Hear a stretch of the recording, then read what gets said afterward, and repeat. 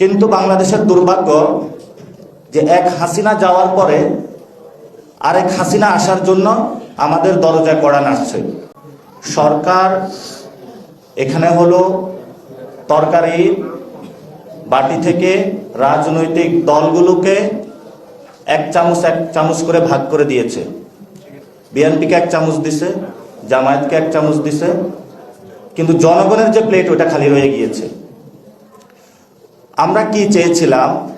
আমরা চেয়েছিলাম এই গণ অভ্যুত্থানের পরে ৭২-এর যে ফ্যাসিবাদী সংবিধান, সেই সাংবিধানিক কাঠামোকে পরিবর্তন করে জনগণের একটা কাঠামো নিয়ে আসতে, যাতে কোনো নতুন করে কেউ হাসিনার মতো আবিষ্কৃত না হয়ে জনগণের উপর গুলি চালাইতে না পারে। কিন্তু বাংলাদেশের দুর্ভাগ্য যে এক হাসিনা যাওয়ার পরে আরেক হাসিনা আসার জন্য আমাদের দরজায় কড়া নাড়ছে। তারা কি করলো? সংস্কার কমিশনে গিয়ে গুন্ডামি করলো এবং সেখানে যখন সব দল একটা বিষয় ঐক্যমত পোষণ করেছে, সেখানে তারা ভেটো দিল, বলল আমরা এটা মানব না, খেলায় আছি কিন্তু তালগাছটা আমার।